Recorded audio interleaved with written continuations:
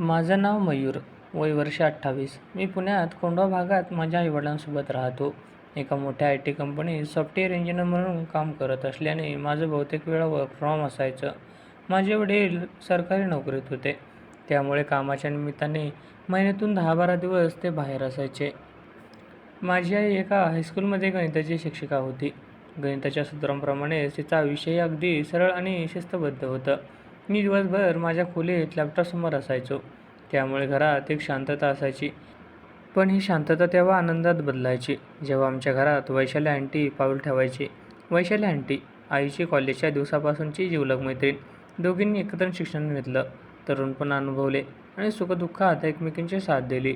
वैशाली आंटीचं वय अंदाजे 45-46 वर्ष असेल, पण तिला पाहून असं वाटायचं नाही. 5.5 फूट उंच, गोरी, कांती, भरदार आणि प्रौढ शरीरयष्टी. तिचे मोठे एक्सप्रेसिव्ह डोळे आणि कुरळे केस तिच्या सौंदर्यात भर घालायची. ती हसली की संपूर्ण घर प्रसन्न व्हायचं.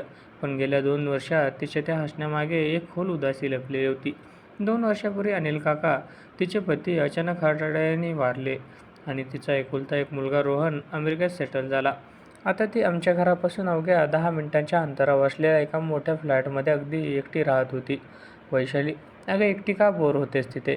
ये ना, संध्याकाळचा चहा एकत्र घेऊ, गप्पा मारू. आई तिला फोनवरून नेहमी हक्काने बोलवायची. सुरुवातीला मी तिला नेहमीप्रमाणे आंटी म्हणायचो, नमस्कार करायचो, चहा द्यायचो आणि माझ्या खोलीत निघून जायचो. पण हळूहळू परिस्थिती बदलू लागली. जेव्हा जेव्हा मी तिला चहा द्यायला हॉलमध्ये यायचो, तेव्हा तिची नजर माझ्यावर रेंगाळायची. माझे रुंद खांदे, माझा गंभीर चेहरा ती अत्यंत निरखून बघायची. तिच्या त्या नजरेत एक स्त्रीचं सुप्त ओढ आणि कौतुक असायचं. तिच्या समोरून जाताना माझ्याही मनाची धडधड वळायची. तिच्या वागण्यात एका प्रौढ स्त्रीचा अनुभव आणि एक अनामिक ऊब होती, जी मला एका इंजिनिअरिंगच्या कोर्सपेक्षा जास्त आकर्षित करू लागली होती. एक दिवस आईने स्वयंपाकघरातून आवाज दिला, मयूर, अरे वैशालीच्या लॅपटॉपमध्ये इंटरनेटचा काही प्रॉब्लेम झाला आहे म्हणे. तिचं बँकेचं काही काम अडकलंय. जरा तिच्या घरी जाऊन बघून येतोस का रे बेटा? हो आई, जातो, मी कपाटातून शर्ट काढत म्हणालो. माझ्या मनात एक वेगळीच उत्सुकता जागी झाली होती. मी तिच्या कोंडव्यातील फ्लॅटवर पोहोचलो आणि बेल वाजवली.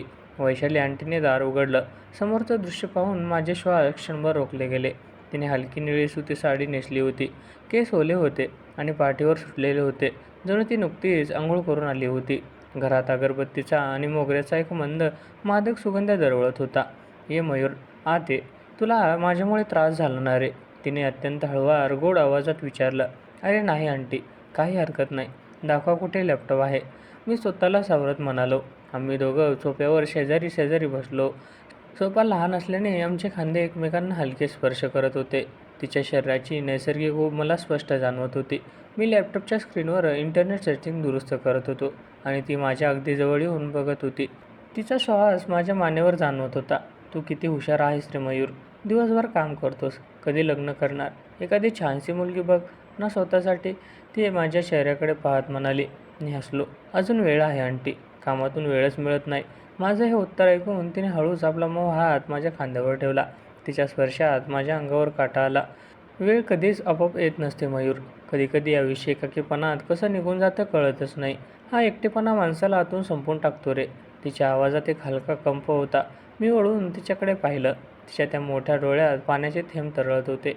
एकाकीपणाची ती वेदना आणि माझ्याबद्दलचे सुप्त आकर्षण तिच्या डोळ्यात स्पष्ट दिसत होतं. मी काही बोललो नाही, फक्त तिच्या डोळ्यात पाहत राहिलो. त्या दिवशी लॅपटॉप दुरुस्त करून मी घरी आलो, पण वैशाली आंटीचा तो स्पर्श आणि तिचे ते ओले केस माझ्या डोक्यातून निघत नव्हते. त्या रात्रीपासून आमच्यातील व्हॉट्सअप चॅटिंगवर सुरू झालं. सुरुवातीला मॅसेज खूप औपचारिक होते. चहा झाला का आंटी? जेवलात का? पण हळूहळू रात्रीच्या शांततेत गप्पा खोल होऊ लागल्या. एके रात्री साधारण 11:30 वाजता मी कोड लिहित बसलो होतो. तिचा मॅसेज फ्लॅश झाला. झोप लागत नाही आहे मयूर. संपूर्ण घर खाऊ की काय असं वाटतंय. थोडं बोलशील का माझ्याशी? मी लगेच रिप्लाय दिला, हो नक्कीच. त्या रात्री आम्ही सलग 2 तास चॅटवर बोलत राहिलो. तिने तिच्या भूतकाळातील आठवणी सांगताना लिहिलं. जेव्हा रात्री या मोठ्या बेडवर मी एकटी पडते, तेव्हा मन खूप विचित्र विचार करतं. असं वाटतं की कोणीतरी हक्काचं जवळ असावं, ज्याच्या छातीवर डोके ठेवून मी मन मोकळं करून शकेल. पण मी 45 वर्षाची विधवा स्त्री आहे. समाज काय म्हणेल या भीतीने मी स्वतःला मारून जगते. मी तिला धीर देत लिहिलं, आंटी, भावना नैसर्गिक असतात. तुम्ही स्वतःला इतका त्रास करून घेऊ नका. मी आहे ना तुमचा मित्र. त्यावर तिने एक असा रिप्लाय दिला ज्याने माझ्या हृदयाचे ठोके वाढवले. "तू जेव्हा मला आंटी म्हणतोस ना मयूर, तेव्हा मनात एक अंतर जाणवतं. मला वैशाली म्हणत जा ना, फक्त आपल्या दोघांमध्ये." माझे हात थरथरले, पण मी टाईप केलं, "ठीक आहे, वैशाली." त्या रात्री मला एक सेकंदही झोप लागली नाही. मनात एक प्रचंड गुंता निर्माण झाला होता. ती माझ्या आईची जिवलग मैत्रीण होती. वयाने खूप मोठी होती, पण तिच्यात एक असं स्त्रीत्व आणि आकर्षण होतं, ज्याने माझ्या 28 वर्षाच्या तारुण्याला पूर्णपणे वेढून टाकलं होतं. दिवस वेगाने सरकत होते. आमच्यातील ती गुप्त चॅटिंग आणि लपून-छपून बघणं आता एका वेगळ्याच वळणावर आलं होतं. जेव्हा ती आमच्या घरी यायची, तेव्हा आई स्वयंपाकघरात असताना आम्ही दोघं सोफ्यावर बसून एकमेकांचे हात हातात घ्यायचो. त्या छोट्याशा स्पर्शातही एक प्रचंड मोठी ओढ निर्माण झाली होती. आता हे नातं समाजाच्या सर्व मर्यादा ओलांडून अनैतिकच्या गरजेत जाणार आणि अखेर जुलै महिन्याची ती रात्र आली. संपूर्ण दिवसभर पुण्यात पावसाने थैमान घातलं होतं. कोंडव्याच्या रस्त्यांवर पाणी साचलं होतं. माझे आई-वडील एका कौटुंबिक कारणासाठी मुंबईला गेले होते आणि मुसळधार पावसाने त्यांना तिथेच एक रात्र थांबावं लागलं होतं. मी घरात पूर्णपणे एकटा होतो. रात्रीचे 9:30 वाजले होते. बाहेर विजा कडकडत होत्या आणि अचानक माझ्या फोनची रिंग वाजली. स्क्रीनवर वैशाली नाव चमकत होतं. "हॅलो वैशाली." मी फोन उचलला.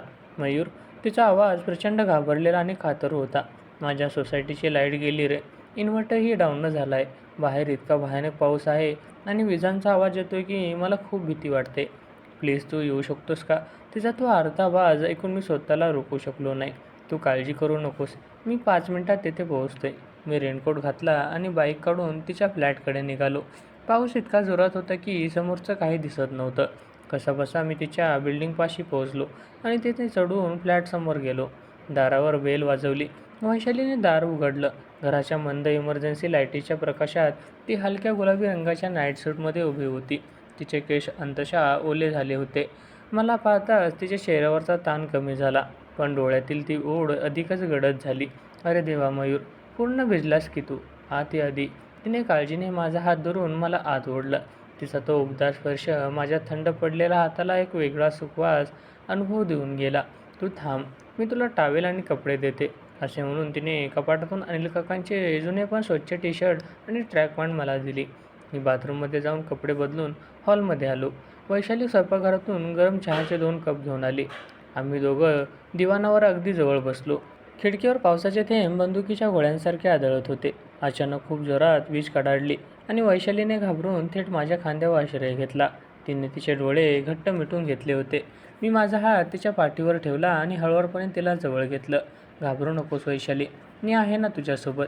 तिने तिची मान वर केली आणि तिचे ते मोठे पाणवलेले डोळे माझ्या डोळ्यात मिसळले. आमच्या दोघांमधील अंतर आता पूर्णपणे मिटलं होतं. तिच्या ओठांचा थरथराट मला स्पष्ट जाणवत होता. एकाकीपणाच्या त्या टोकावर आणि पावसाच्या त्या रोमॅन्टिक वातावरणात 2 मने एकमेकांमध्ये पूर्णपणे गुंतली होती. "मयूर, गेली 2 वर्ष मी एका जिवंत प्रेतासारखी जगते रे. पण गेल्या काही महिन्यात तुझ्या अस्तित्वाने मला पुन्हा जाणवून दिलंय की मी अजूनही जिवंत आहे. मला आजच्या रात्री तुझा आधार हवाय. समाज, नाती, वय सगळं विसरून मला फक्त स्वतःच्या जवळ घे ना." ती रडत म्हणाली. तिच्या डोळ्यातील ते अश्रू पाहून माझं हृदय वितळलं. मी अत्यंत हळुवारपणे तिचा चेहरा माझ्या हाताच्या तळव्यामध्ये घेतला. आमचे श्वास एकमेकांमध्ये गुंतले. मी तिच्या कपाळावर आणि गालावर प्रेमाचा एक अत्यंत उत्कट आणि भावनिक स्पर्श केला. तो प्रसंग इतका तीव्र आणि रोमॅन्टिक होता की बघणाऱ्याला वाटेल की आता हे दोघं शारीरिक संबंधाच्या सर्व सीमा पार करणार. ती माझ्या मिठीत पूर्णपणे विरघळली होती. आम्ही त्या मंद प्रकाशाच्या एकमेकांमध्ये घट्ट धरून बेडवर बसलो. तिने तिचे डोके माझ्या छातीवर ठेवले, जिथे माझ्या हृदयाचे ठोके वैशाली वैशाली असे धडधडत होते. ती रात्र खूप मोठी होती, पण त्या संपूर्ण रात्री आम्ही कोणत्याही वासनेला किंवा शारीरिक मोहाला बळी पडलो नाही. आम्ही फक्त एकमेकांना मिठीत धरून एकमेकांच्या श्वासांची ऊब घेत मनातील संपूर्ण एकटेपणा मोकळा करत राहिलो. मी तिच्या भूतकाळाबद्दल बोलत होती आणि मी तिच्या डोक्यावरून हात फिरवत तिला सुरक्षितेची जाणीव करून देत होतो. पहाटे 4 वाजता ती माझ्या छातीवर डोके ठेवून अत्यंत शांतपणे झोपली. तिच्या चेहऱ्यावर आता भीती नव्हती, तर एक तृप्त समाधान होतं. दुसऱ्या दिवशी सकाळी पावसाचा जोर ओसरला होता. खिडकीच्या पडद्यांमधून सूर्यकिरण थेट बेडवर येत होते. माझी नजर उघडली. वैशाली अजूनही माझ्या मिठीमध्ये शांत झोपलेली होती. सकाळी तिच्या चेहऱ्यावरचं ते निरागस सौंदर्य पाहून माझ्या मनात एकाच वेळी 2 भावना निर्माण झाल्या. एक होती तिच्याबद्दलची अथांग माया आणि दुसरी होती एक भीती.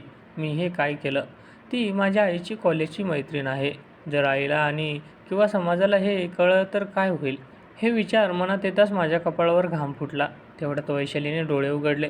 मला पाहताच ती आधी लाजली, पण माझ्या चेहऱ्यावरील चिंतेचे भाव पाहून ती मनावर आली. ती घाईघाईने उठून बसली आणि तिची साडी नीट केली. खोलीत अचानक एक गंभीर शांतता पसरली. "मयूर, काल रात्री जे काय घडलं?" तिचा आवाज थरथरत होता. "मला माफ कर. मी एका अशा वळणावर हात गेले. मी विसरले होते की मी कोण आहे आणि तू कोण आहेस." मी तिचा हात पकडला. "वैशाली, पश्चाताप करू नकोस. काल रात्री जे काय होतं त्यामध्ये आपण कोणतीही जबरदस्ती नव्हती. आपण दोघंही एका भावनिक कोंडीत होतो. पण हो, आता पुढे काय हा प्रश्न माझ्याशी मनात आहे." त्या दिवशी मी घरी आलो. घरात पाऊल ठेवताच मला प्रत्येक कोपऱ्यात आईचा चेहरा दिसू लागला. आई दुपारी मुंबईहून परत आली. तिच्या चेहऱ्यावर नेहमीसारखंच ते गणिताच्या शिक्षिकेचं शांत हसू होतं. "काय रे मयूर, काल वैशालीकडे गेला होतास ना? तिचं काम झालं का व्यवस्थित? बिचारी खूप घाबरते पावसात एकटी." आईने सहज विचारलं. आईचा हा प्रश्न ऐकून माझ्या घशाला कोरड पडली. "हो आई, काम झालं. ती ठीक आहे." मी कसाबसा आवाज काढत म्हणालो आणि माझ्या खोलीत जाऊन दार बंद करून घेतलं. त्यानंतरचे 3 दिवस माझ्यासाठी नरकासाठी होते. मी लॅपटॉपवर कोडिंग करण्याचा प्रयत्न करायचो, पण डोळ्यासमोर वैशालीचा तो गुलाबी नाईट सूटमधील चेहरा आणि तिच्या खांद्यावरील स्पर्श यायचा. मी एका अशा चक्रव्यूहात अडकलो होतो, जिथून बाहेर पडायचा कोणताही मार्ग दिसत नव्हता. एका बाजूला वैशालीचं ते एकाकी सुंदर रूप मला ओढत होतं, तर दुसऱ्या बाजूला आईचा विश्वास आणि नैतिकतेची भिंत मला अडवत होती. 4थ्या दिवशी मला वैशालीचा मेसेज आला. "मयूर, आज संध्याकाळी 6 वाजता कोंडव्याच्या टेकडीवर असलेल्या कॉफी शॉपमध्ये येशील का? मला तुझ्याशी खूप महत्त्वाचं बोलायचं आहे." माझं हृदय धडधडलं आणि होकार दिला. संध्याकाळी मी तिथे पोहोचलो तेव्हा ती खिडकीपाशी बसली होती. तिने पांढऱ्या रंगाची साडी नेसली होती, ज्यामध्ये ती अत्यंत शांत आणि प्रलभ दिसत होती. तिच्या चेहऱ्यावर आता तो रात्रीचा संभ्रम नव्हता. "बस मयूर," मी ती अत्यंत शांतपणे म्हणाली. मी तिच्यासमोर बसलो. "वैशाली, काय झालं? तू इतकी शांत का आहेस?" तिने कॉफीचा घोट घेत माझ्या डोळ्यात पाहिलं आणि म्हणाली, "मयूर, गेल्या 3 दिवसात मी खूप विचार केला. ज्या रात्री आपण एकमेकांच्या जवळ आलो, त्या रात्री मला वर्षानुवर्षानंतर पहिल्यांदा कोणीतरी समजून घेतलं, अशी जाणीव झाली. पण मयूर, आपण ज्या मार्गावर जाण्याचा विचार करतोय, तो मार्ग आपल्याला विनाशाकडे घेऊन जाईल." मी तिच्याकडे पाहत राहिलो. "मी सुलोचनाची मैत्रीण आहे. तिने माझ्यावर विश्वास ठेवून तुला माझ्याकडे पाठवलं. जर आपण या आकर्षणाला शारीरिक संबंधाचं किंवा समाजाच्या नजरेत अनैतिक असणारं रूप दिलं, तर आपण एका पवित्र नात्याचा खून करू. तू 28 वर्षाचा तरुण आहेस. तुझं पूर्ण आयुष्य, करिअर समोर आहे. माझ्या एकाकीपणाची किंमत मी तुझ्या भविष्याला बळी देऊ चुकू शकत नाही." तिच्या बोलण्यात एक प्रचंड मोठी परिपक्वता आणि आदर होता.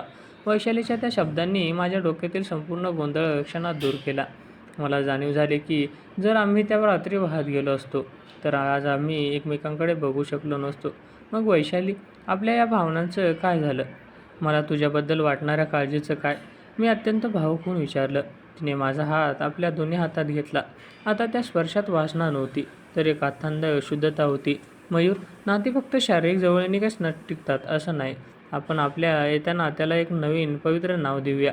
समाजाला वाटू दे की हे नैतिक आहे, पण आपल्याला माहिती आहे की आपण आपल्या मनाची तार किती शुद्ध आहे. तू माझ्या आयुष्याला तो हक्काचा माणूस असेल, जो मला कधीच एकटं पडू देणार नाही." पण एक मावशी, एक मैत्रीण आणि एक मार्गदर्शक म्हणून मी तिच्या या निर्णयाने माझ्या मनात तिच्याबद्दलचा आदर 1000 पटीने वाढला. आम्ही आमच्या त्या रोमॅन्टिक गुंतागुंतीला एका अत्यंत सुंदर नैतिक वळणावर आणून ठेवलं होतं. त्यानंतर आमचं आयुष्य पूर्णपणे बदललं. आमचे मेसेज आणि भेटी सुरूच होत्या, पण आता त्यात एक वेगळाच सन्मान होता. ती मला माझ्या करिअरसाठी गाईड करायची. तिच्या सांगण्यावरून मी माझ्या IT कंपनीतील एका मोठ्या प्रोजेक्टसाठी लीडरशिप मिळवण्यासाठी प्रयत्न सुरू केले आणि मला त्यात यशही आलं. काही महिन्यांनी तिचा मुलगा रोहन अमेरिकेतून काही दिवसांसाठी भारतात आला. वैशालीने आम्हा सर्वांना तिच्या घरी जेवायला बोलवलं होतं.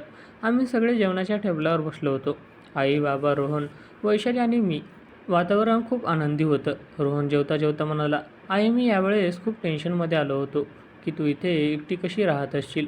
पण इथे आल्यावर मला कळलं की मयूर आणि सुलोचना मावशीने तुला कधी एकटं वाटूच दिलं नाही. Mayur, thank you so much यार. तू माझ्या अनुपस्थितीत माझ्या आईची आणि एका मुलासारखी काळजी घेतलीस." रोहनने हे शब्द ऐकून आईच्या डोळ्यात अभिमानाचे अश्रू आले. तिने माझ्याकडे पाहिलं आणि म्हणाली, "माझा मयूर आहेच तसा. वैशाली माझ्यासाठी फक्त मैत्रीण नाही, ती या घरची सदस्य आहे. तिची काळजी घेणं आमचं कर्तव्यच आहे." मी वैशालीकडे पाहिलं. तिच्या डोळ्यातून आनंदाचे 2 थेंब घसरले. तिने हळूच मान डोलावली. माझे आभार मानले जेवण झाल्यावर सर्वजण गप्पा मारत असताना मी आणि वैशाली गॅलरीमध्ये उभे होतो. कोंडव्याच्या रात्रीच्या गार वारा सुटला होता. "बघितलंस मयूर?" वैशाली खिडकीबाहेर पाहत हळू आवाजात म्हणाली. "जर आपण त्या पावसाच्या रात्री स्वतःवरचा ताबा गमावला असता, तर आज आपण या कुटुंबासोबत असे हसतमुख बसू शकलो असतो का?" आपल्या या निशब्द नात्याची ताकद हीच आहे की हे समाजाच्या नजरेत नेहमी पवित्र राहील. हो वैशाली, तू मला स्वतःला हरवण्यापासून वाचवलंस आणि नात्यांचा खरा अर्थ शिकवलास. मी मनापासून म्हणालो. गाडीचे हॉर्न शहराच्या कोलाहलात सुरूच होते, पण आमच्या दोघांतील मनातील एक विलक्षण शांतता होती. आम्ही एका अशा नात्यात बंदिस्त झालो होतो, जे शरीराच्या पलीकडचं, अत्यंत भावनिक, रोमॅन्टिक पण पूर्णपणे नैतिक आणि सुरक्षित होतं.